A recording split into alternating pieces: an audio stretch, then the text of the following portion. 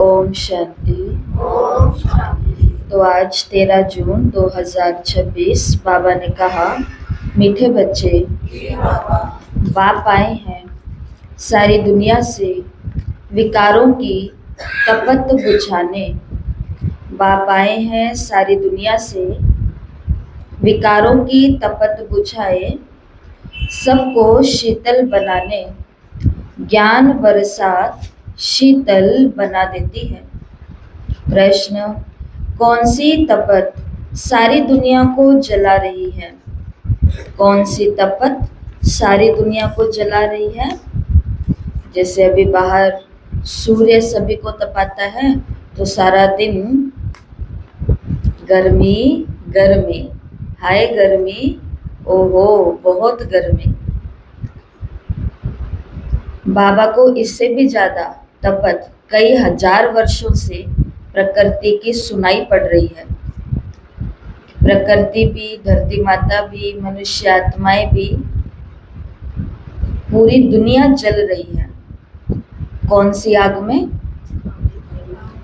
काम विकार, विकारों की आग में। उत्तर है, काम विकार की तपत सारी दुनिया को जला रही है। जब काम अग्नि में जलकर, सब काम अग्नि में जलकर काले हो गए हैं, बाप ज्ञान वर्षा से उन्हें शीतल बनाते हैं। जैसे बरसात पड़ने से धरती शीतल हो जाती है, तो इस ज्ञान वर्षा से 21 जन्मों के लिए तुम शीतल बन जाते हो। किसी भी प्रकार की तपत नहीं रहती, तत्व भी सतो प्रधान बन जाते, कोई भी तपते नहीं है। ओम शांति। रूहानी बच्चे किसकी याद में बैठे हैं? जरूर अपने रूहानी बाप की याद में बैठे हैं। रूह अपने परम पिता परमात्मा की याद में बैठी है कि हमको रूहानी बाप आकर रिफ्रेश कर शीतल बनाए, क्योंकि काम चिता पर बैठ भारत जल मरा है। गाते भी हैं तपत बुझाए। तपत काहे की? काम चिता की। बहुत तपत होती है तो मनुष्य मर पड़ते हैं। इस काम चिता की तपत में भारत एकदम जल मरा है, क्योंकि बाप को याद करते हैं कि आओ शीतल बनाओ। बरसात पड़ने से शीतलता हो जाती है, धरती शीतल हो जाती है। ये तो है बरसात ज्ञान की। एक ही बार आकर के इतना शीतल बनाते हैं, इतना सब कुछ दे देते हैं, जो सतयुग में कोई भी चीज की उत्कंठा नहीं रहती। आधा कल्प उत्कंठा में रहते आए हो, बाबा आकर शीतल बनाओ। पतित पावन बाप आकर हमको शीतल बनाए। इस ज्ञान वर्षा से भारत और सारी दुनिया शीतल हो जाती है। तुम स्वर्ग के मालिक बन जाते हो। मनुष्य मरते हैं तो कहते हैं स्वर्गवासी हुआ, वो तो सिर्फ मुख मीठा करते हैं। तुम जानते हो स्वर्ग की अब स्थापना हो रही है। बाबा आया हुआ है, ये ज्ञान वर्षा कर रहे हैं। शीतलता का असर 21 जन्म रहता है। वहां ना बरसात, ना किसी चीज की इच्छा रहती है। यहाँ पर ज्यादा गर्मी होती है तो किसकी इच्छा रहती है? थोड़ी हवा चले, ठंडो, बारिश आए, कोई मौसम अच्छा होए। वहां ना बरसात, ना किसी चीज की इच्छा रहती है, सदैव बाहर ही बाहर रहती है। वहां कोई भी प्रकार का दुख नहीं रहता। सूर्य भी सतो प्रधान बन जाता है, कभी तपत नहीं दिखाते। तुम सारे विश्व के मालिक बन जाते हो। अभी तो गुलाम है ना, गाते हैं मैं गुलाम तेरा। बाप को याद करते हैं। अब बाप कहते हैं तुम्हारी सेवा में मैं तुम्हारा गुलाम आकर के बना हूँ। तुम बच्चों की सेवा करता हूँ। पराए पतित देश, पतित शरीर में मैं आता हूँ। इस पतित दुनिया में एक भी पावन नहीं हो सकता। सत्य को पावन, कलयुग को पतित कहा जाता, क्योंकि सब विकारी हैं। भारतवासी ही इस नॉलेज को समझेंगे। जिन्होंने 84 जन्म लिया है, वही ये नॉलेज सुनेंगे। वह जो सतयुग त्रेता में आने वाले हैं वही आकर के ब्राह्मण बनेंगे, नंबरवार पुरुषार्थ अनुसार। बाप ने समझाया है, अभी तुम ब्राह्मण वर्ण में हो, फिर वही देवता वर्ण में आएंगे। ब्राह्मण वर्ण अर्थात ब्राह्मण धर्म स्थापन करने बाप आते हैं। ब्रह्मा ब्राह्मण धर्म स्थापन करते हैं। ऐसे नहीं कहेंगे कि परमपिता परमात्मा आकर शूद्रों को ब्राह्मण बनाते हैं। ये तुम्हारी बाजोली चलती है, ये तो बहुत सहज है। तुम जानते हो ये चक्र कैसे फिरता है। विराट रूप में ब्राह्मणों की चोटी और शिव बाबा को भूल गए हैं। कहते हैं क्षत्रिय वैश्य, कहते हैं देवता क्षत्रिय वैश्य शूद्र, और फिर शूद्र से देवता। तो उधर विराट रूप में क्या दिखाया है?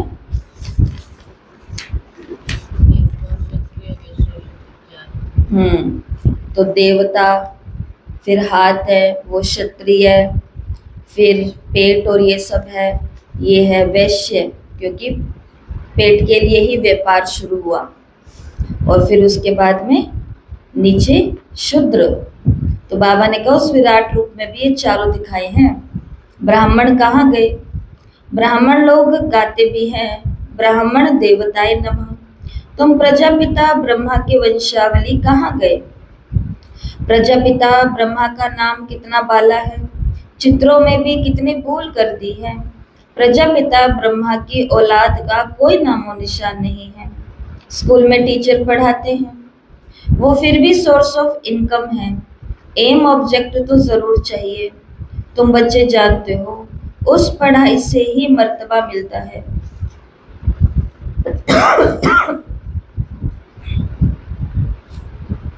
तो उस पढ़ाई में टीचर चाहिए, एम ऑब्जेक्ट चाहिए, और फिर उससे क्या होगी? सोर्स ऑफ फिर उससे क्या होगी? इनकम होगी।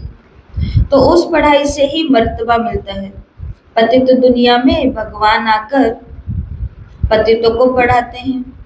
बाप कहते हैं मैं तुम बच्चों को पढ़ाकर पावन बनाता हूँ। और कल जिन्होंने अगर मम्मा की मुरली सुनी है या अभी सुनेंगे दिन के अंदर, तो उस मुरली के अंदर मम्मा ने बिल्कुल क्लियर किया कि मैं क्यों ब्रह्मा के तन में आया हूँ। जिनको भी डाउट है, ज्ञान में चलने वालों को भी डाउट हो सकता है, कोई बड़ी बात नहीं है। तो फिर उसके लिए मम्मा ने बिल्कुल क्लैरिटी दी है कि ये मत सोचना कि मैं अंदर अंदर से प्रेरणा दूंगा, एक एक के अंदर चला जाता हूँ और एक एक को अच्छा अच्छा बनने की प्रेरणा दे देता हूँ। तो मम्मा ने कहा नहीं, ऐसा भी नहीं होता है। और दूसरी बात मम्मा ने ये कही कि ऐसा भी नहीं हो सकता है कि मैं एक को अच्छा बनाऊं, क्योंकि एक को धर्मात्मा बनाऊंगा, दूसरा अधर्मी बन जाएगा। तो फिर मम्मा ने बाबा का बताया कि गीता के अंदर जो हिंदुओं का धर्म शास्त्र, उसके अंदर भी कहते हैं भगवान वाच। तो वाच का मतलब होता है बोलना। तो बाबा कल की मुरली में बता रहे हैं कि मैं आंखों से तो नहीं तुम्हें अच्छा बनाऊंगा ना पावन, मैं पैरों से भी तुम्हें अच्छा नहीं बना सकता, मैं हाथों से भी नहीं बना सकता। तो मुझे मुख चाहिए जिससे मैं तुम्हें ज्ञान सुना करके अच्छा बनाऊं। तो ये कल की मुरली में बाबा ने बताया, जो मम्मा ने सुनाया। तो फिर उसके अंदर हमने यही आपस में चिंतन किया था, डिस्कस किया था कि एक माँ भी होती है ना, बच्चा कुरकुरे चिप्स और ये सब चीजें खा रहा है मानो, तो माँ को पता है इसके लिए हरी सब्जियां बहुत जरूरी है खानी। तो वो अंदर ही अंदर प्रेरणा से कुछ कर देती है क्या कि चलो आज मैं इसके भोजन में सारी प्रेरणा डाल करके दे देती हूँ कि जैसे ये हरी सब्जी देखेगा वैसे ये इस पर टूट पड़ेगा। ऐसा नहीं होता ना, वो बोलती है और बोलने के साथ साथ कभी कभी तो बोलना तो पड़ेगा ना पहले। ऐसे ही आज के मुरली में भी बाबा ने कहा है, ध्यान से सुनना, बाप कहते हैं मैं तुम बच्चों को पढ़ा कर पावन बनाता हूँ। और कल की मुरली में मम्मा ने ये भी बताया कि क्यों बाबा कहते हैं रोज की वाणी सुनो या रोज की मुरली पढ़ो या रोज की पढ़ाई करो। वो इसीलिए कि रोज रोज बाबा हमको पढ़ा करके क्या बना रहे हैं, पावन बना रहे हैं। तो वो पावन बनाएगा, पढ़ाई के माध्यम से बनाएगा, क्योंकि वो बाप के साथ टीचर भी है, तो टीचर के कुछ कर्तव्य तो पूरे करेगा ना वो। क्योंकि मुरली ही 6 नंबर की जो चल रही है वो यही चल रही है, आत्मा और परमात्मा में भिन्नता और परमात्मा के कर्तव्य कि वो कर क्या रहा है। तो वो मम्मा सुना रहे हैं।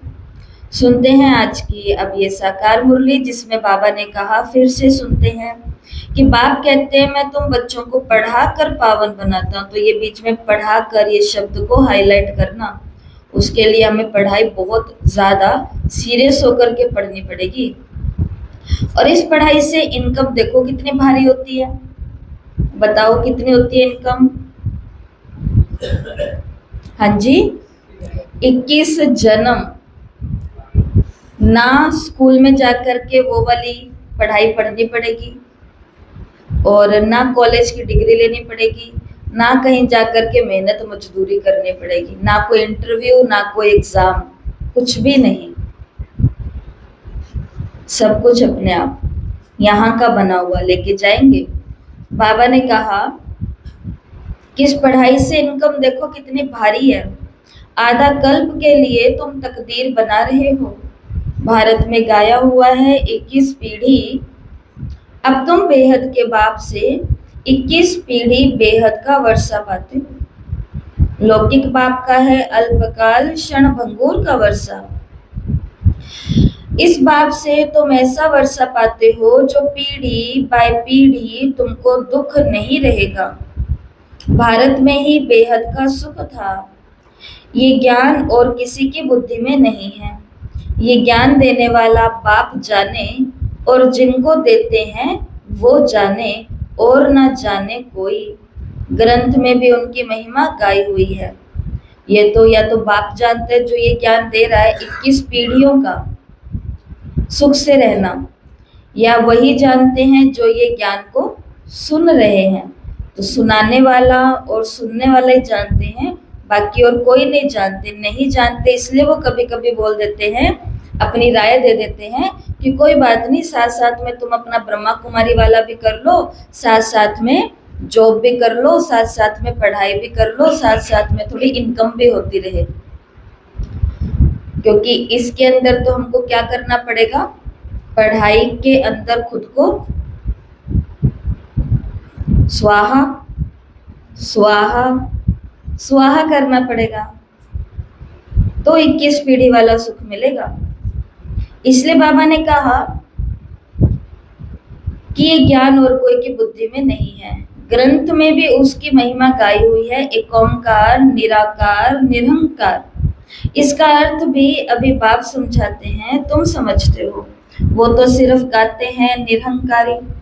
इतनी बड़ी अथॉरिटी होते हुए भी उनको कोई अहंकार नहीं है। यहाँ तो थोड़ी सी पोजीशन होती है तो कितना उनको अपना नशा रहता है। वो है अल्पकाल वाले मर्तबे का नशा कि मैं फलाना हूँ। तो आज की मुरली से ये बात सभी को धारण करनी है। भगवान इतनी बड़ी सत्ता है तो भी वो कैसा है, बिना घमंड का है, बिना अहंकार का है। और यहाँ पर किसी को थोड़ी सी पोजीशन मिल जाती है, थोड़ा सा अल्पकाल का मर्तबा मिल जाता है, तो उसको क्या आ जाता है, नशा, अहंकार आ जाता है कि मैं फलाना हूँ, मुझे यहाँ क्यों, मुझे वहां क्यों, मुझसे क्यों नहीं पूछा, मैं इतना करता हूँ।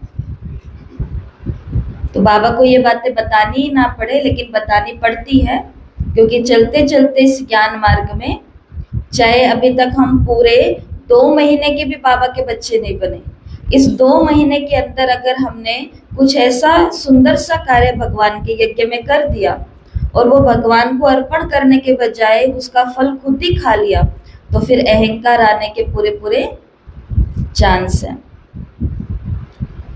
तो बाबा ने कहा कि अभी इस शब्द का अर्थ भी समझना है। निरहंकारी, तुम्हारी आत्मा अभी जानती है, आत्म अभिमानी बनना है, तब बाप को याद कर सकेंगे। बाप के साथ योग टूटने से माया का गोला लग जाता है, मुरझा जाते हैं। याद करते रहें तो खुशी का पारा चढ़ा रहे। कोई बड़ा इम्तिहान पास करते हैं तो खुशी होती है, समझते हैं बस इसके ऊपर अब और कोई पढ़ाई नहीं है। तुम भी जानते हो हमारी ये पढ़ाई से ऊंच और कोई पढ़ाई है नहीं। इन लक्ष्मी नारायण ने पास्ट में जरूर ऐसे कर्म, इन लक्ष्मी नारायण ने पास्ट में जरूर ऐसी पढ़ाई की है। तो पंजाब के अंदर एक हमारे दीदी हैं, सीनियर दीदी, नाम सुना होगा आपने, अनीता दीदी का। तो वो अपने अनुभव में क्या बताते हैं, उस जमाने में, उस दौर में वो वकालत की पढ़ाई कर रहे थे। और वकालत की पढ़ाई, ये उन्हीं का ही अनुभव है ना, वकालत की पढ़ाई। फिर जज को उन्होंने ज्ञान सुनाया, अनीता दीदी या कविता दीदी, क्योंकि दोनों ही चंडीगढ़ के हैं, दोनों में से एक दीदी का ये अनुभव है। तो उस अनुभव में वो यही बताते हैं कि मैं वकालत की पढ़ाई कर रही थी और वकालत की पढ़ाई करते करते ज्ञान मिला तो मैं ब्रह्मा कुमारी बन गई। और फिर बाद में एक दिन सेवा करने के लिए जो बड़े दीदियां थे उन्होंने मुझे किसी न्यायाधीश के घर, जज के घर भेजा। और मुझे नहीं पता था कि उस जज के घर उस दिन और भी कई सारे जज और बड़े बड़े वकील आने वाले थे। तो जैसे ही मैं गई, क्योंकि बड़ों ने बता दिया था उधर कि हमारी जो टीचर बहन है वो आएगी आप सभी को राजयोग सिखाने के लिए। और कहते जैसे ही उनके बंगले के आगे जो सरकारी उनको मिलती है सभी चीजें, तो उसके आगे जैसे ही हमारी गाड़ी जाकर के रुकी तो सारे बड़े बड़े जज और वकील तो मेरा वेलकम बुके के साथ कर करके वेलकम करने के लिए सब खड़े थे और अंदर लेके गए। और उस समय मैंने ये सोचा, दीदी बताते हैं, उस समय मैंने ये सोचा कि आज अगर मैं वकील बन जाती तो मैं क्या कर रही होती। कम ये तो मेरे को ऐसे बड़े बड़े वकील और जज हैं, वो ऐसे प्रणाम या नमस्ते या वेलकम तो नहीं कर रहे होते, ये तो पक्का होता। लेकिन बाबा ने मुझे क्या बनाया, अपनी कन्या बनाया, ब्रह्मा कुमारी बनी। तो आज तो इस ये पढ़ाई क्यों इतनी बड़ी पढ़ाई है।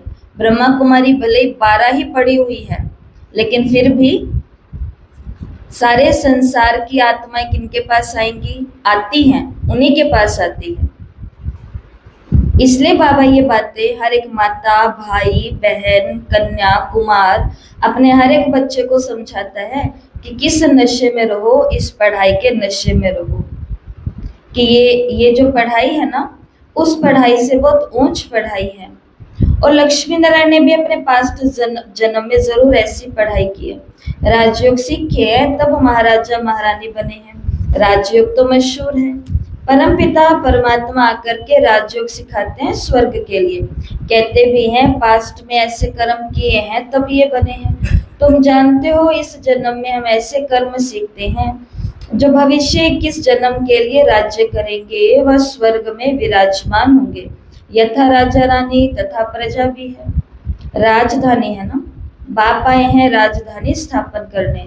तुम फिर जाकर के 21 जन्म पालना करेंगे। 63 जन्म तो दुख भोगा है, वो सब खत्म हो जाएंगे। भारत को स्वर्ग कहा जाता है, अभी तो नर्क है। सृष्टि कितनी बदल गई है, वो राजाई कहाँ चली गई। रावण का राज्य शुरू होने से फिर तुम पतित बन जाते हो। बाप कहते हैं तुम अपने 84 के चक्र को नहीं जानते।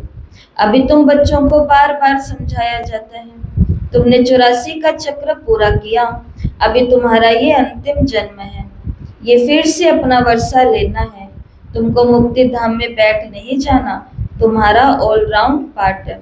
ऐसे बहुत हैं जो सतयुग से लेकर द्वापर कलयुग तक भी मुक्ति धाम में ही रहते हैं। ऐसे नहीं कहेंगे कि यहाँ आने से मुक्ति धाम में रहना अच्छा है।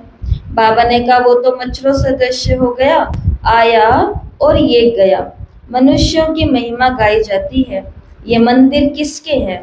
जो शुरू से लेकर के पाठ बजाते हैं उन्हों के ही यादगार बनते हैं। पिछाड़ी में जो आते हैं उन्हों के क्या यादगार बनेंगे? कुछ भी नहीं। तुम्हारा कितना भारी यादगार है। सबसे जास्ती तुम पाठ बजाते हो। तुम अपने प्रारब्ध का टाइम पूरा कर जब भक्ति मार्ग में आते हो तो फिर तुम्हारा यादगार तथा शिव बाबा के मंदिर बनने शुरू होते हैं। फिर और धर्म आते हैं, उन्हों का धर्म स्थापन होता है।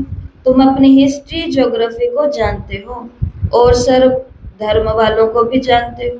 84 जन्मों की सीढ़ी है। पहले हम स्वर्ग में आते हैं, फिर उतरते कैसे हैं ये तुम्हारी बुद्धि में है।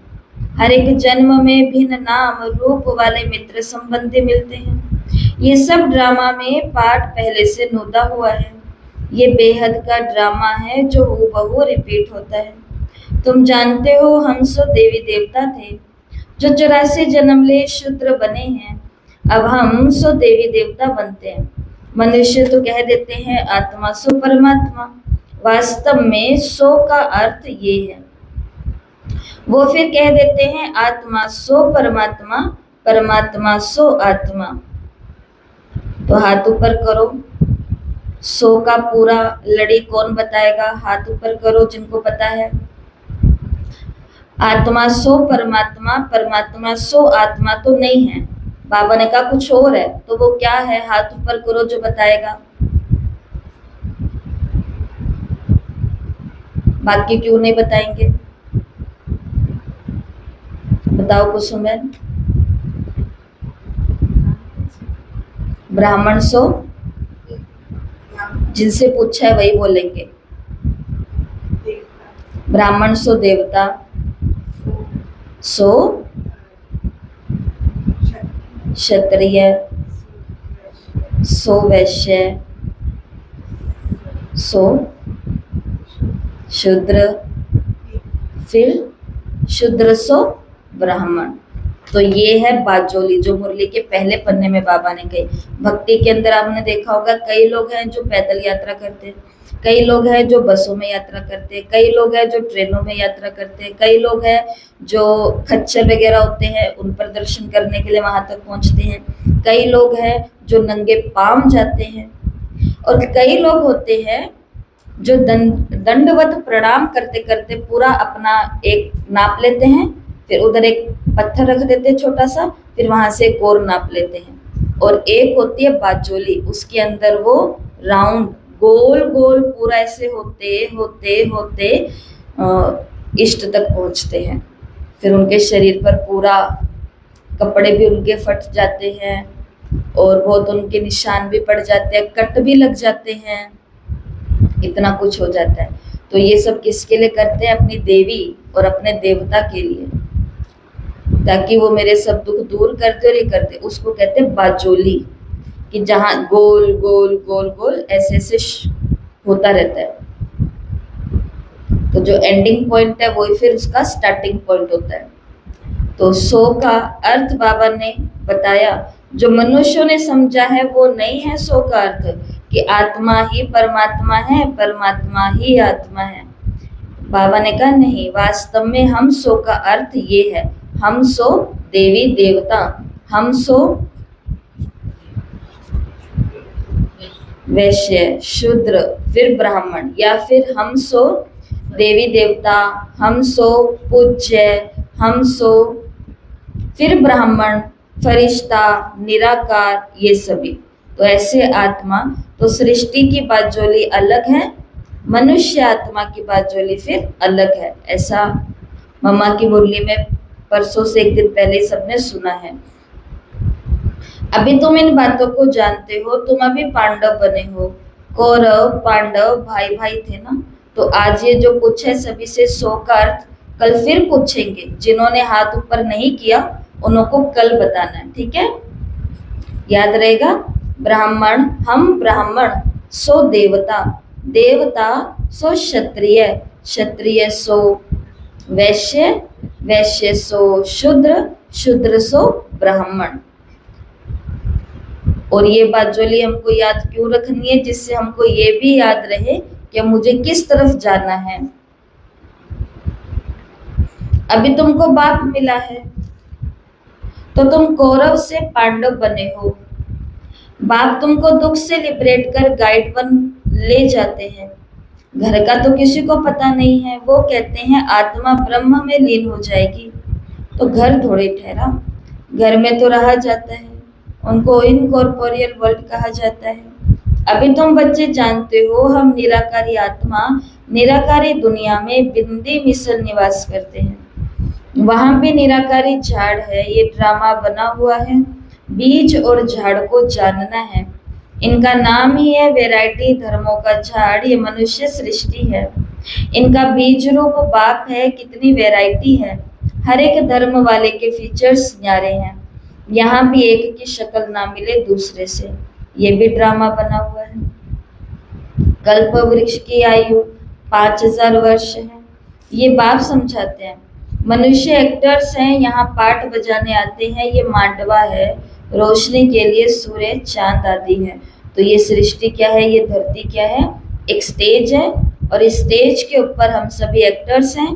और एक्टर एक्ट करे उसको सब देख पाए उसके लिए चांद और सूर्य सितारे ये सब क्या है, लाइट रोशनी करने वाले हैं। इसलिए क्या कहा जाता है, शूटिंग शुरू होते ही लाइट कैमरा एक्शन। सुबह सूरज निकलता है, लाइट हो गई, कैमरे खुल गए, सबकी आंखें, और एक्शन करने शुरू कर दिए। चलो चलो भाई फटाफट करें, ये करें वो करें।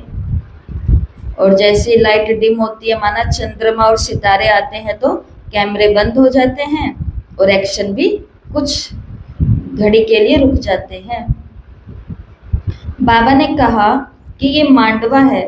रोशनी के लिए सूर्य चांद आदि हैं। ये कोई देवता थोड़ी ही है, ये तो बत्तियां हैं, परंतु सर्विस करते हैं इसलिए इन्हें देवता कहा जाता है। वास्तव में देवताएं कोई सर्विस करते नहीं हैं। सर्विस तो तुम बच्चे करते हो। बाप ओबीडियंट सर्वेंट है। बच्चे दुखी होते हैं तो बाप को तरस पड़ता है। बाप आए हैं समझाने। तुम बच्चों को फिर से देवी देवता पद प्राप्त कराने आता हूँ। चढ़ती कला उतरती कला हर चीज की होती है। पुरानी दुनिया को तमो प्रधान, नई दुनिया को सतो प्रधान कहा जाता है। हर एक चीज नई सब पुरानी होती है। आत्मा कहती है ये शरीर भी तमो प्रधान पतित है। ये सतयुग में आत्मा और शरीर सतो प्रधान थे, माथा नहीं खपाते थे। अब तो शरीर क्या खपाता है, शरीर भी माथा खपाता है। कभी यहाँ दर्द, कभी वहां दर्द, कभी ये ठीक होए तो वो हो जाए। और आत्मा भी माथा खपाती है। कभी इसके ये संस्कार सामने आ जाते हैं, कभी उसके वो संस्कार सामने आ जाते हैं। सतयुग में आत्मा और शरीर दोनों सतो प्रधान होंगे, माथा नहीं खपाते। आत्मा को अब ज्ञान मिला है, समृद्धि आई है, हम 84 जन्म लेते हैं। ये राज बेहद के बाप समझाते हैं। दुख में बाप को पुकारते रहते हैं, रहम करो, रहम करो हे दुख हरता सुख करता। भारत ही सबसे सुखी था ना। भारत जैसा पवित्र खंड और कोई हो नहीं सकता। अभी बाप तुम बच्चों की झोली अविनाशी ज्ञान रत्नों से भरते हैं। कभी ऐसा बाप देखा है, ऐसा बाप कभी, सबसे पहली बात तो ऐसा बाप कभी देखा है जो बार बार बोले बच्चे, मीठे बच्चे, सिकिलधे बच्चे। बताओ, किसी के पापा ने किसी को बोला है मेरे मीठे बच्चे? बताओ, नहीं बोल सकते। और अविनाशी या ज्ञान रत्नों से झोली भरी है? नहीं भरी। ज्यादा ज्ञान की तरफ आ जाएंगे, ज्यादा भक्ति की तरफ चले जाएंगे, ज्यादा राम जी का नाम लेने लग जाएंगे तो शायद वो कह सकते हैं, सब नहीं, कोई कोई कह सकते हैं कि अभी पढ़ने लिखने की उम्र है, शादी ब्याह की उम्र है, कमाई करने की उम्र है, कुछ नया नया सीखने की उम्र है, कहाँ लगे हुए हो तुम? तो वो पीछे ला सकता है, पीछे ले सकते हैं। लेकिन ये वाला माई बाप, इसको 80 साल का भी कोई मिल जाएगा ना, ज्ञान में घूमता फिरता, बूढ़ी माता को बाबा का ज्ञान मिल गया, उसको भी बिठा करके कहेगा अब भी पढ़ाई करो, जितने दिन बच्चे हैं ना अब भी कमाई करो। तो वो कौन सी पढ़ाई और कमाई में लगा देगा? इसमें जो आत्मा के साथ कई जन्मों तक चलने वाली है। इसलिए बाबा कहते हैं कि अभी तो तुमको कैसा बाप मिला है जो अविनाशी रत्नों से तुम्हारी झोली भरते हैं। ऐसा बाप देखा है? कहते हैं बच्चों, मैं तुम्हारे लिए वैकुंठ सौगात में लाया हूँ, गिफ्ट में। इधर के पिताजी क्या लेके आए गिफ्ट में? तो भी खुश हो जाते हैं, गिफ्ट तो गिफ्ट ही होता है ना। लेकिन तुलना करो, तुलना बाबा ही करवाते हैं। वो किस लिए? उनको नीचा और खुद को ऊपर दिखाने के लिए नहीं, वो इसके लिए कि जो पिताजी तुम्हें एक मकान गिफ्ट में देते हैं, जो पिताजी तुम्हें कपड़े गिफ्ट में देते हैं, या जो माताजी तुम्हें इतना कुछ देती है, उनको तुम इतना याद करते हो। और मैं तुम्हें पूरी की पूरी नई दुनिया ही देने वाला हूँ, जिस दुनिया में कोई किसी को प्रताड़ित नहीं करेगा, कोई किसी पर आलोचना ही नहीं लगाएगा, कोई किसी को दुखी नहीं करेगा, पतित नहीं बनाएगा, कुछ भी नहीं करेगा। तो और ऐसे बाप को याद करते समय हम क्या बोल देते हैं? बाबा मैं तो भूल जाती हूँ। तो इसलिए ये तुलना इसलिए करनी है, बाकी हर एक आत्मा का जो अपना रोल है हमारे जीवन में, वो सर्वश्रेष्ठ ही है। कहते हैं बच्चों, मैं तुम्हारे लिए वैकुंठ सौगात में लाया हूँ। तुम स्वर्गवासी थे, अब पतित नरकवासी बन पड़े हो। पावन उनको कहा जाता है जो विकार में नहीं जाते। सतयुग में है संपूर्ण निर्विकारी, इस समय है संपूर्ण विकारी। बाप कहते हैं तुम भी संपूर्ण निर्विकारी थे और अब संपूर्ण विकारी बने हो।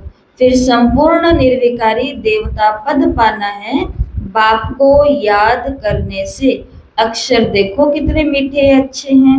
मन मना भव, मुझ बाप को याद करो तो तुम तमो प्रधान से सतो प्रधान बन जाएंगे। मैं सर्वशक्तिमान हूं ना, उसको केवल याद करना है। वो क्या नहीं कर सकता हमारे लिए?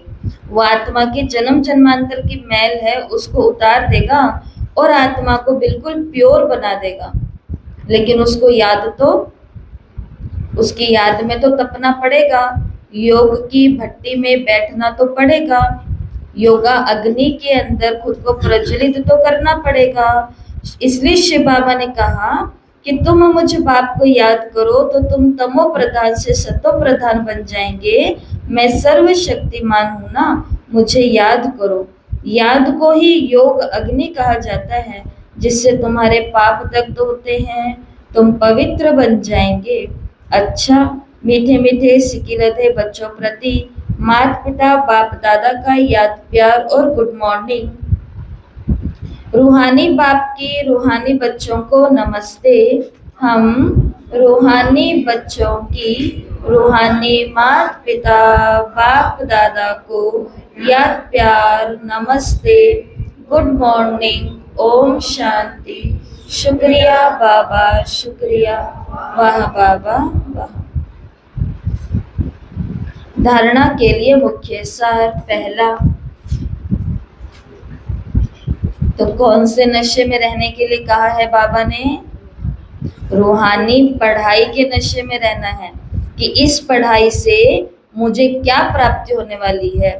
तो याद रखा करो। कल की मुरली में क्या था वो अपने आप से पूछो। कल बाबा ने मुरली में क्या कहा था? जोर लगा लिया, कुछ नहीं याद आ रहा। मान लो कुछ नहीं याद आ रहा, तो याद नहीं आ रहा तो फिर हमने धारण क्या किया होगा? तो भगवान ने कमाई का चांस दिया था लाखों रुपयों का, लेकिन मैं एक भी रुपया नहीं संभाल पाई, तो कल की कमाई कुछ नहीं हुई। चलो इस पढ़ाई से। अब आज की मुरली से खुद से पूछना कि आज बाबा ने मुरली में क्या कहा था। फिर सोचेंगे क्या था, कुछ था तो सही, कुछ बातें हुई तो थी, वो क्या था? ऐसे गोल गोल। मानो नहीं याद आया। फिर उस समय अपना मोबाइल उठाना, उसके अंदर मुरलियां इतनी सारी हर ग्रुप में आई हुई रहती हैं, उसमें देखना कि क्या था आज की मुरली में। एक पॉइंट आएगा, उसको याद रखना, काम करना, अगले दिन सोचना। जब हर घंटे के बाद में या कुछ घंटों के बाद में हम अपने आप से पूछते हैं ना, आज बाबा ने क्या कहा था, तो इतना सारा क्या कहा था में से एक काम कुछ तो याद रखेंगे। जैसे कि बच्चे तुम मुझे याद रखो, तो क्या कहा ये करने में 1 ही सेकंड लगा। उस दिन की अव्यक्त मुरली याद होगी आपको। कि ऐसे कुछ काम बताओ जो 1 सेकंड लगते हैं करने में और उनकी प्राप्ति बहुत देर तक रहती है। याद है अव्यक्त मुरली? तो उसके अंदर हमने भी खुद से पूछा कि सही बात है, और ऐसे कौन से शब्द होते हैं जो 1 ही सेकंड लगते हैं खुद से पूछने में, लेकिन कई देर तक हमारी बुद्धि अच्छी हो जाती है और वो एक शब्द दिमाग के अंदर आया, आज बाबा ने क्या कहा, ये पूछने में कितनी देर लगती है? 1 सेकंड तो लगती है। कुछ भी करते करते अपने आप से पूछो आज बाबा ने क्या कहा, उससे हमारे कितने सारे मिनट और घंटे बुद्धि बिजी हो जाएगी। अंदर में एक अच्छी वाली बेचैनी हो जाती है कि मुझे क्यों नहीं याद आ रहा आज बाबा ने क्या कहा। तो कौन से नशे में रहना है? क्योंकि कल शाम को मम्मा की मुरली में भी कहा था कि जो लोग ये सोचते हैं कि चलो भाई मुरली एक काम है, ये सुबह सुबह चलो भाई एक काम भी पूरा हुआ, मुरली सुन ली काम हुआ, तो ये काम नहीं है। ये जीवन का बहुत बड़ा भाग्य है कि हम सुबह उठे तो हम जिंदा थे, क्योंकि कई लोग रात को ही अपना शरीर त्याग चुके हैं बिस्तर पर ही, वो तो पता ही नहीं चला। लेकिन अच्छी बात ये हुई कि हम आज जिंदा थे, उठे तो, और सही सलामत बाबा के घर भी पहुंच गए और आज की मुरली हमने प्यार से सुन भी ली। तो ये भाग्य है या नहीं है? तो इसी नशे में रहना है, रूहानी पढ़ाई के नशे में रहना है, बाप समान निरहंकारी बनना है, पोजीशन आदि का कोई अहंकार नहीं रखना। पोजीशन है उधर गेट के बाहर, सबकी गेट के अंदर आकर के कोई यहाँ पर ऊंची छोटी जात नहीं होती है, इसके पास नहीं बैठूंगा, उसके पास नहीं बैठूंगा, इनके साथ नहीं, उनके साथ नहीं, क्योंकि भाई हम तो इस जाति वाले हैं। तो ये कहाँ तक है? इस गेट के बाहर तक। हम पोजीशन वाले हैं और ये मेरे नीचे जूनियर के रूप में काम करते हैं, तो वो कहाँ तक है? गेट के बाहर तक। ये गोरा है, मैं काला हूँ, ये पैसे वाला है, ये गरीब है, ये सारी बातें कहाँ तक? चप्पल के साथ बाहर ही रह जानी चाहिए। अंदर आए तो केवल कौन आए? बाबा का बच्चा, एक आत्मा। इसके लिए अपनी पोजीशन आदि के अहंकार नहीं रखने हैं, बाप समान निरहंकारी बनना है, रूहानी पढ़ाई के नशे में रहना है। दूसरा, अपनी झोली ज्ञान रत्नों से भरनी है, संपूर्ण निर्विकारी बन देवता पद पाना है, कभी भी मुरझाना नहीं है। और आज का वरदान, स्थूल और सूक्ष्म दोनों रीति से स्वयं को बिजी रखने वाले, स्थूल और सूक्ष्म दोनों रीति से स्वयं को बिजी रखने वाले, मायाजीत विजयी भव। स्वयं को सेवाधारी समझकर अपनी रुचि उमंग से सेवा में बिजी रहो। देखो, एक होती है थोपी गई सेवा, तो उसमें हमारा मन नहीं लगेगा। उसके लिए हम सोचेंगे कि जो काम हमें आधी घंटा में करना है वो 5 मिनट में फटाफट करो और गए, क्योंकि उसमें हमारी रुचि नहीं है। बाबा ने आज कहा, स्वयं को सेवाधारी समझ, अपनी रुचि और उमंग से सेवा में बिजी रहो। इंटरेस्ट भी होना चाहिए और उमंग, खुशी भी होनी चाहिए। सेवा में बिजी रहो तो माया को चांस नहीं मिलेगा। जब संकल्प से, बुद्धि से, चाहे स्थूल कर्मणा से फ्री रहते हो तो माया चांस ले लेती है, लेकिन स्थूल और सूक्ष्म दोनों ही रीति से खुशी खुशी से सेवा में बिजी रहो तो खुशी के कारण माया का सामना करने का साहस नहीं होता। माया साहस नहीं रखती है, क्योंकि वो देख रही है कि ये स्थूल और सूक्ष्म दोनों सेवाएं कर रहे हैं, और बड़ी कैसे कर रहे हैं सेवा? खुशी खुशी से कर रहे हैं। इसलिए स्वयं ही टीचर बन बुद्धि को बिजी रखने का डेली प्रोग्राम बनाओ, माया जीत विजयी बनो, बुद्धिमान बनो, खुद ही खुद का टीचर बनो और बिजी रखने का डेली खुद को प्रोग्राम दो। क्योंकि ये बात हमको बहुत बारी आपको बता चुके हैं कि इंतजार मत करते रहना कि कोई हमें सेवा देगा। कोई किसी को कुछ नहीं देता। सेवाओं के प्रोग्राम खुद बनाने पड़ते हैं, खुद को बिजी रखने के लिए। और फिर क्या बन जाएंगे? माया, जीत और विजय। तो आज उन बच्चों के लिए बाबा ने ये वरदान दिया है, जो बच्चों ने कल या आज सुबह अमृत वेले दिल से बाबा को पूछा है कि बाबा मैं माया से छुटकारा चाहती हूँ, तो बाबा ने उसका जवाब दिया है कि माया तुम्हारे पास आने का साहस भी नहीं करेगी अगर तुम डेली कोई ना कोई सेवा के प्रोग्राम बनाओ और खुशी से और उमंग से, स्थूल और सूक्ष्म, हाथ पांव भी चले, मुख भी चले और मन और दिल बुद्धि भी चले, ऐसी सेवा में खुद को बिजी कर लो, खुद का टीचर बन के। स्लोगन है, निश्चय और फलक से कहो बाबा मेरे साथ है। निश्चय और फलक से कहो बाबा मेरे साथ है, तो माया समीप नहीं आ सकती, माया समीप नहीं आ सकती। ये अव्यक्त इशारे। सदा हर्षित रहने के लिए अपनी नेचर को सरल बनाओ, सहनशील बनो। बाप दादा सभी बच्चों के चलन और चेहरे में, बोल व कर्म में सरलता और मधुरता देखना चाहते हैं। अगर आवेशता या थकावट के कारण थोड़ा भी बोल मधुर नहीं है, चेहरा मधुर नहीं है, सीरियस है, तो गुण संपन्न नहीं कहेंगे, कैसे भी सरकमस्टांस हो, लेकिन जो मेरा गुण है वो मेरा गुण इमर्ज होना चाहिए। जैसे बाप दादा वैसे हो बहू, वही गुण, वही कर्तव्य, वही बोल, वही संकल्प अनुभव हो, सभी के मुख से निकले, ये तो वही लगते हैं। क्या लगते हैं? वही लगते हैं। तो सरकमस्टांस कैसे भी हो, आज बाबा ने तो बहुत बड़ा होमवर्क दिया है। परिस्थिति कैसी भी हो, कितने भी थके हुए हैं, कितना भी आवेश आ रहा है, लेकिन मुख के बोल और चेहरा कैसा होना चाहिए? गुण संपन्न, मधुर होना चाहिए। आज का स्वमान है, मैं मायाजीत विजयी आत्मा हूँ। मैं मायाजीत विजयी आत्मा हूँ।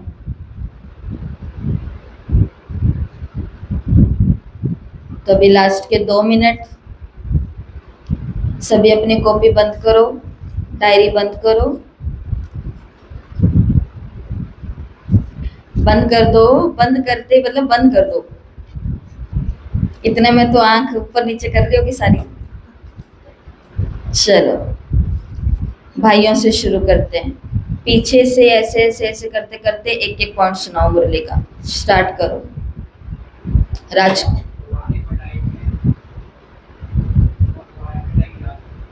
रूहानी पढ़ाई के नशे में रहना है। सुरेंद्र भाई जी जल्दी। और अगर किसी को कुछ याद ना है तो पहले वाले का या किसी का भी रिपीट कर सकते हो।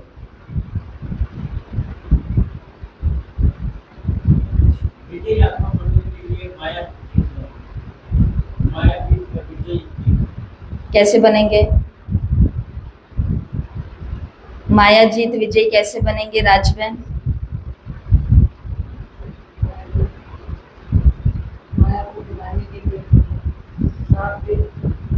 दिल साफ रखनी है। कोई बात नहीं, आप बताओ मुरली का कोई पॉइंट।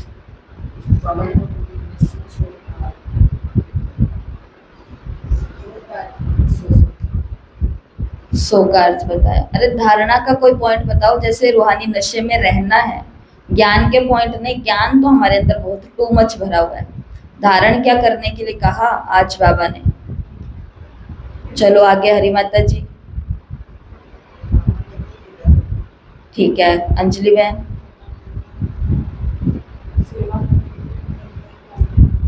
अपने प्रोग्राम बनाओ। Very good.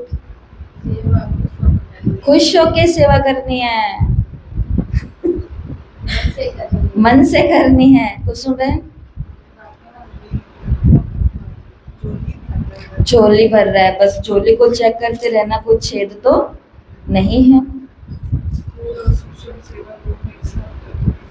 बिजी रहेंगे तो माया नहीं आ सकती। झोली भरनी है ज्ञान रत्न से।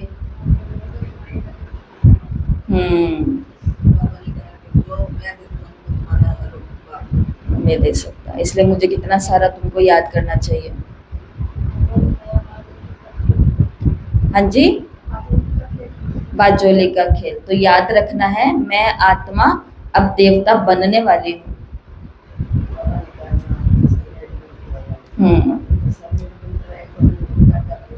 क्या क्या करना चाहिए? भगवान हमारा सेवाधारी बनकर के आया है, निरंकारी है, सेवा करता है। निश्चर फलक से कहो मेरा बाबा मेरे बाबा मेरे साथ है, तो फिर माया नहीं आ सकती है। ओम शांति।